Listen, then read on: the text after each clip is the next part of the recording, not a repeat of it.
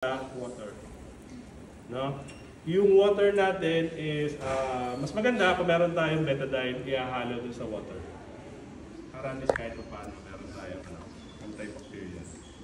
So sino pwedeng volunteer? Hindi na ako mag-aanis kasi nagamit ko na to. Ituturo ko na lang kung paano siya, kung paano yung positioning. At saka kung paano yung gagawin nyo next lab natin. Ngayon, Doc, sino po magla-lab next meeting? Wala pa po kaming partners or wala pa ako nakakuha ng partner.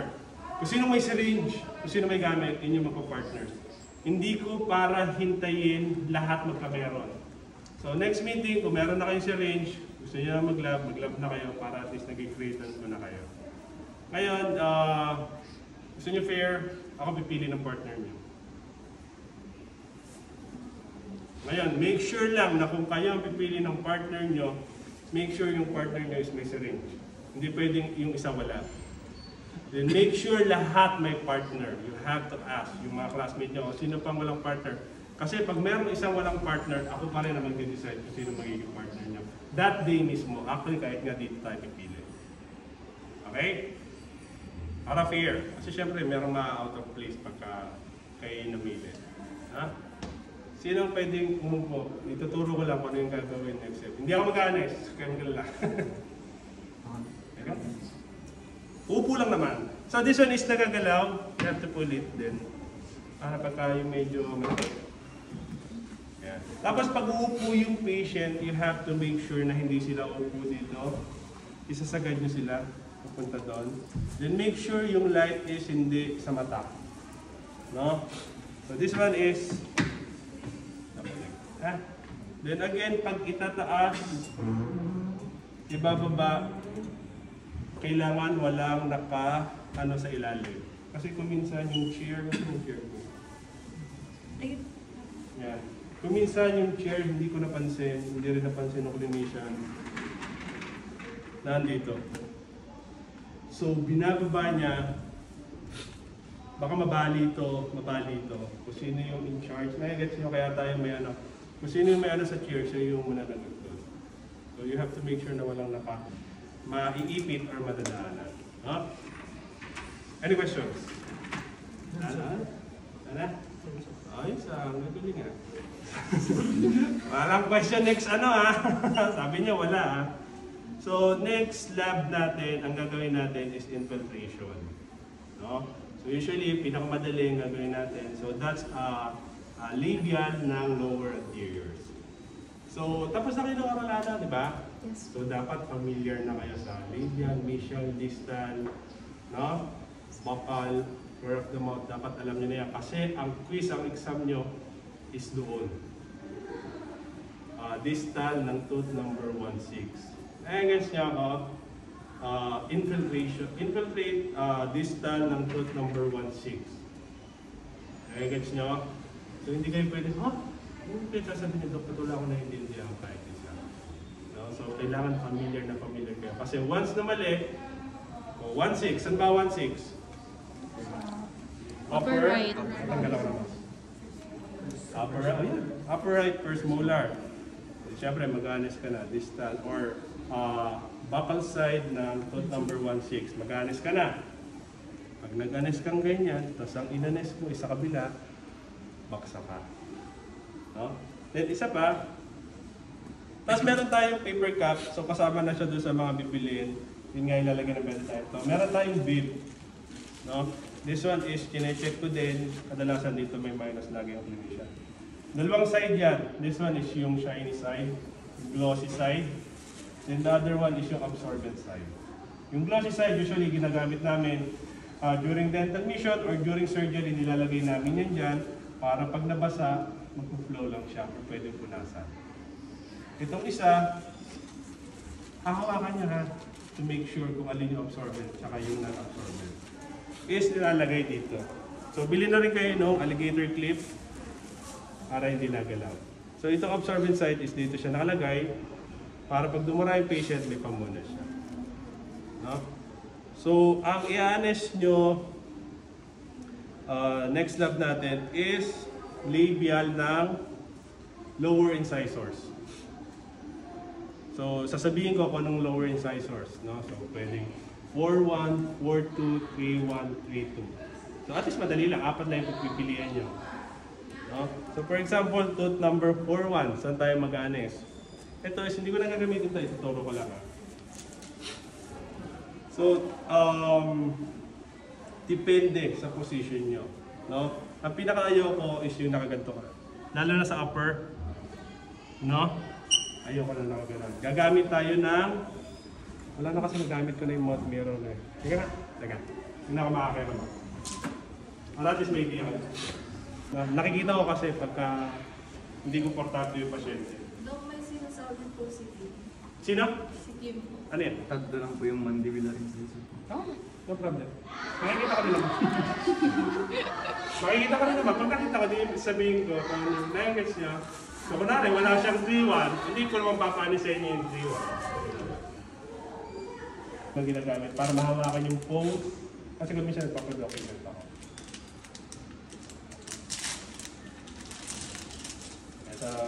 Sa malinis na ito, sabihin mo, ginamit ko yan. Yung light, you have to make sure na kung ano yung i-honest nyo, nandun yung light. Pag nakaganyan yan, minus. Gets nyo, oh. So pagka upper, pwede nyo yung pupuntahin doon, payukuin para sa upper. Hindi yan lagi nakaganyan lang. Ay, Dok, ganito lang posisyon. Di ba? Oh. Gets nyo? Be mindful lang. Kung minsan kasi na sumasakto sa ulo. Lalo na, di ba? Yung iba kasi nagmamadali. Wait lang, Dok, wait lang! Okay. So for example, yan. See, yung mouth mirror, nagets niya, ayan o. Nai-reflect ko. No? Kung saan ako mag-aanes. Kita nyo, mas maliwanag yung floor of the mouth. Sa upper, makikita mo rin yung palatal area kung saan ka mag-aanes. No? So para at least may idea kayo. So pag mag-infiltrate ako sa lower, kita niya, paggagamit ng mouth mirror, be very gentle. Dahan-dahan. Huwag niyong ganyan no? Huwag niyong idiin sa gums, masakit yun. Tutulak yan ng pasyente. Pag gusto ko i-retract to, kita niyo kung saan ako manggagaling. See? Pagka hindi mo ma-retract, kagat ka po. Diba? Ha? Tapos sa upper, pwede rin kamay. No? Tapos pagka, yan, mga palatal area. So meron kayong anes para, I think it is, para sa midterm, ganito. Ganito mismo ang gagawin nyo. Dito ako nakatingin sa mouth mirror. Yan. Ganyan as is. Gantong gano'n, malalagyan. No? So yun. Ang gagawin natin, next lab is, kagat lang po. Infiltration no, ng lower anterior sa may label area. So pag nag-anes tayo is, yan. Kunwari, saya ng konti. So wala siyang 4-2. Tama? It's either 4-2 or 4-1. So dito tayo sa 3, 3-2. Yan. Gets? Yun na yun. Tapos, regarding naman sa pag-deposit, kita niyo yan? Yung bevel, yung arrow. So, ibig sabihin, yung arrow na yon, lahat ng anes pupunta doon sa arrow. Ano pong purpose nun, Dok? Ang purpose nun is, kung anong ngipin yung kailangan natin yan eh. So, for example, tooth number 3-2, doon siya nakaharap. Hindi siya pwedeng nakaharap sa lips kasi doon pupunta yung anes towards the lips. So kung saan siya nakaharap, doon siya pupunta. Makikita niyo naman yung pag lumobo eh. No? So, yan. For example, 3-2. Yan. Yan na. Nasaan yung bevel ko? Nakaharap sa 3-2, di ba? Yes po. Hindi siya nakaganyan. So isa rin yun sa chinecheck ko. Pag nakita ko nag-a-anes ka, anong ina-anes mo? Tatanungin kita, Doc, 3-2 po, tapos nakaganyan, minus. So mauubos talaga yung grade mo. Understood? Okay, basically that's it na. Any questions? Ilang minus po yung dadamay? Madami. Usually, ang grade nyo dyan is 100 pag perfect. May mga naka-perfect naman. Minus 10, minus 10, minus 10 ang gumawin siya. So yung sa bib pa lang, pagka nakita ko yung wala ilaw, minus 20 ka na agad. Madumi. Actually, kahit tapos ka na nga, pag tayo mo, tapos nakita ko nakalat yung dugo dyan, nakalimutan mong tanggalin to. Ay, ito pala, sorry. Nandiyan yung ano, may color blue dyan. Tama ba? Yan. Meron na kayong ganito? Wala po. So, bili kayo nito, may nabibili siya. Anong tawag sa kanya? Oh, si Randa po tawag namin dito eh. Parang, Protective barrier. ano? Protective barrier. Yan, protective barrier yata siya. Ito is nilalagay kung saan, sorry, dapat pala kanina pa ito na-discuss. Ito is nilalagay kung saan ako humahawak. So, pansin niya, lagi ako nakahawak dito. So, ito dapat meron. Ito lagi meron. Itong other side, dapat meron. Ito is naglalagay din ako. Ay, Dok, bakit po? Baka kasi merong alaga yung isang patient.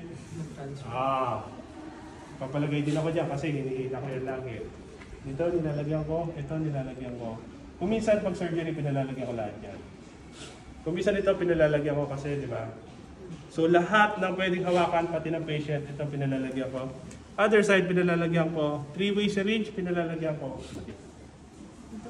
Yeah. Pwede pong alternative yung plain wrap. Ano other? Yung malaki? Okay. Pwede naman, matrabaho lang. Mas okay kasi yun. Kasi mabilis eh, no? Bilis din tanggalin. No? So yun, you have to make sure na malinis. Medyo OC ako. Kahit tapos ka na, sisilipin ko yung place mo. Pag may mga dugo-dugo dyan, nagpa-minus pa din ako. So you have to make sure na walang dugo yung cuspidor. Kaya tayo may brush, kaya tayo may Lysol. No? Pati yung paligid, make sure walang tulo-tulo. Para hindi kayo ma-minusan. Kasi this is your foundation. No? Kung ano yung pinapractice nyo dito, madadala niyo yan hanggang maging dentist kayo.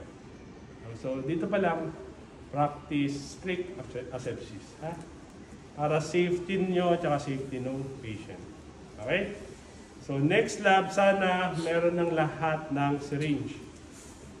Anes, ang advice ko kung may partners kayo, o kung sino man, isang box ng needle, short tsaka long, tsaka isang box ng carpules, Anes carpules, pwede pagkatiyan ng dalawang estudyante yun.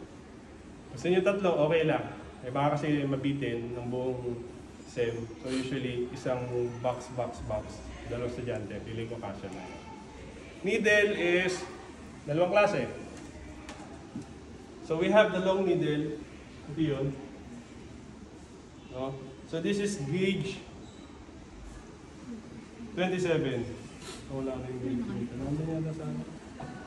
May tanggalan. Ayan. 27 long. This one is used for mandibular blocks. Yung isa naman is gauge 30 short. Yun yung gagamitin natin sa next natin, yung short. Kaya ito, ano po pinagkaiba? Mas masakit to, mas makapal kasi. No?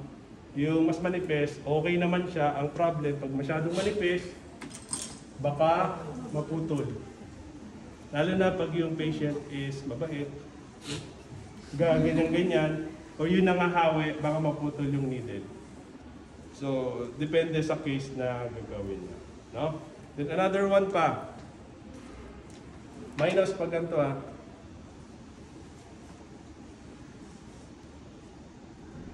Sige, sandali ka.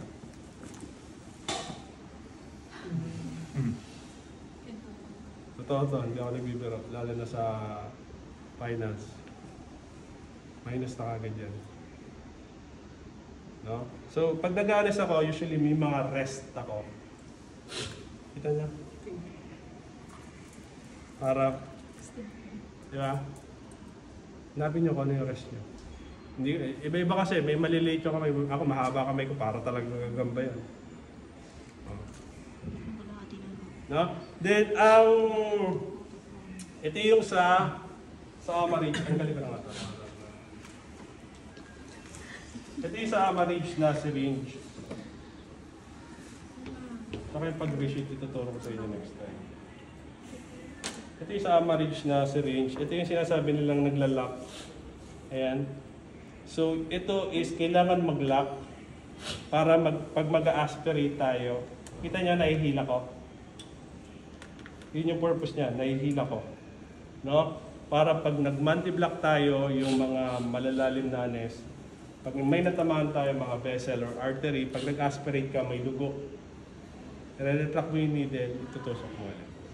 Kasi once na yung anes is pumasok sa artery, dumiretso sa puso, directly na inject natin siya sa artery, nagkakaroon ng cardiac problem. No? So kailangan dun lang siya sa area ng bubunutin or area ng nerves na i-anesthetize natin. No? Hindi pwedeng directly sa... Or kung minsan, pag tumama sa bone, tatama kasi ito sa bone, dito sa may likod ng TMJ, tatama siya doon pag mali yung anes. So kailangan matuto kang mag-retract. No? Tsaka yung sa... Pag may blood during aspiration, yun yung problema natin. Ha? Questions pa? Okay na? Kasi next, mag-ano na tayo? Maglalab na tayo, ha? No? Yeah. So, pag nagay po ng cardio, next week niyo po itutuloy. Ano paglagay? Ito? Dali na. No, ano? Hawakan nyo to para matanggal nyo. Yan.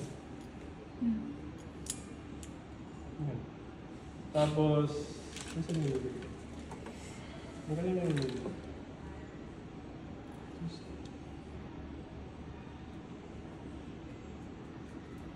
Pwede ka na mag-anes. Tapos, ang isa natin gustong practicein, dito, paano pa ibabalik? Actually, nakaganyan. Yan. No? Minus din pagka nakita ko kayo nakaganyan. So, may proper resheathing yung needle. No? Questions pa? Yeah. Ano po yung recommendation po na brand po ng Yung Amaridge kanina, yan. Amaridge yan. That's good. yung pinaka-needle? Any needle will do. No? Just make sure it's 27 gauge na long needle tsaka 30 gauge short needle. Nakalagay naman yata doon sa GC natin. Sali nyo siya na. Nakasali ka na ba doon? Ha? Tapos yung partners, kung sinong may syringe next week, sila lang yung magagawa. Like what I said, pag wala, hindi ko hintayin talaga. So kung sino meron, kahit hindi mo na aspirating, okay lang, magagamit pa rin naman. May mga bumili na yata. Kung yung mga parang arrowhead, magagamit pa naman yon.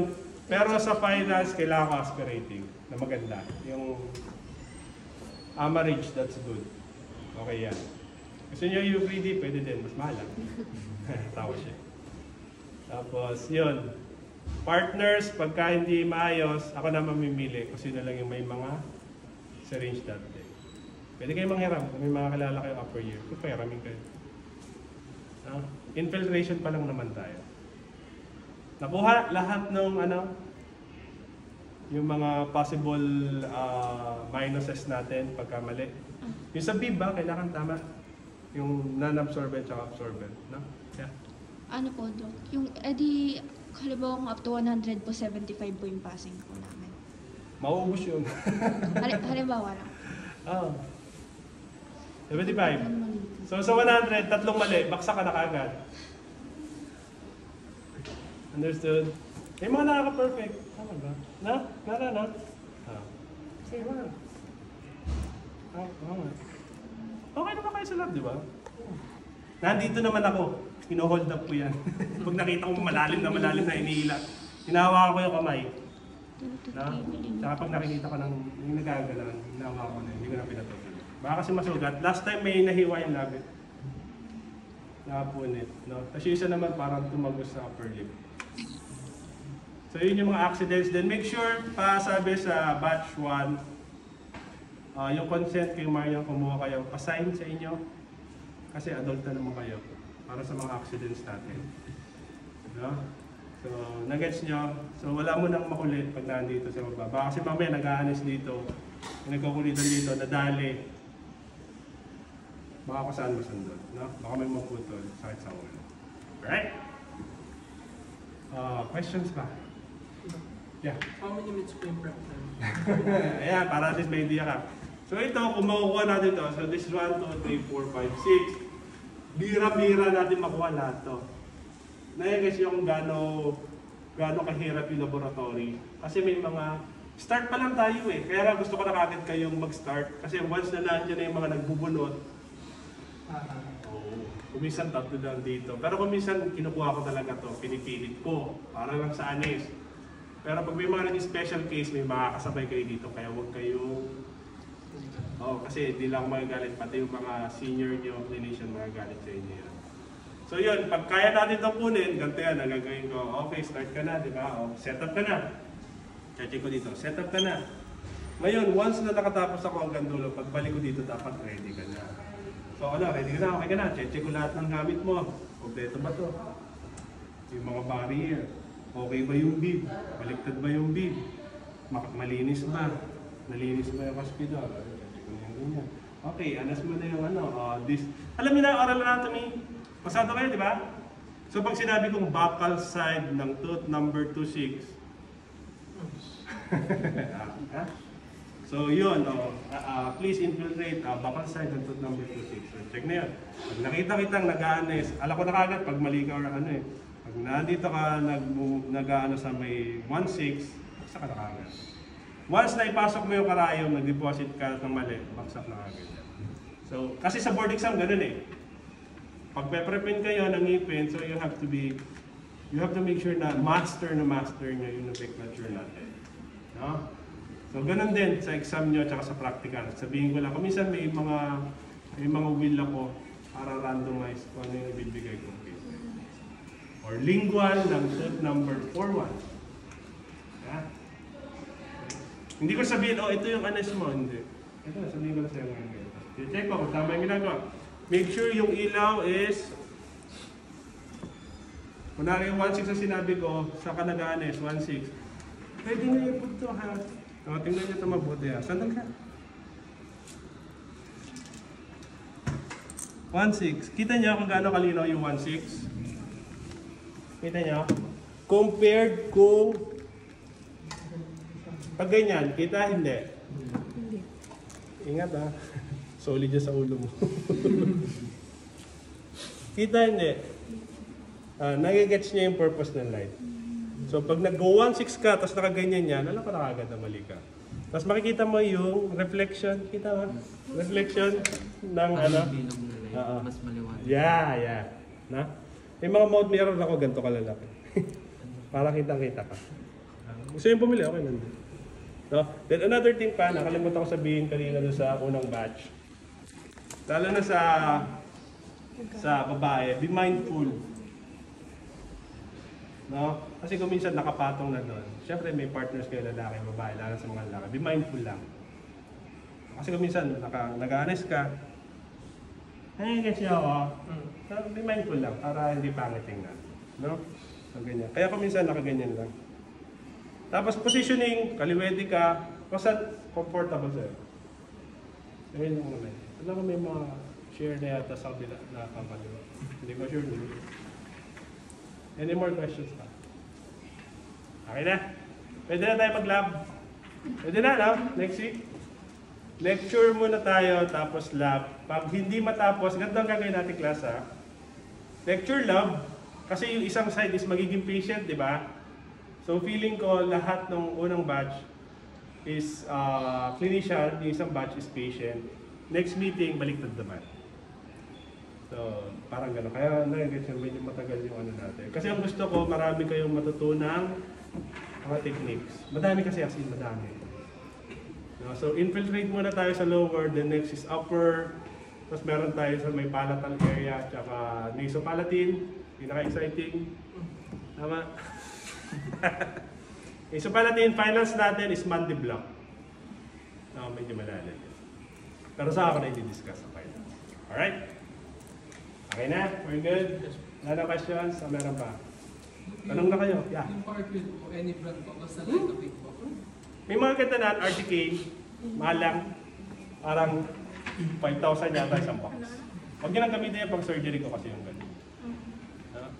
Tapos, Novocaine yata. Yan, okay na yun. Ayun pa slide lang naman. Yung partners, kung sino na lang may syringe next time. Ha?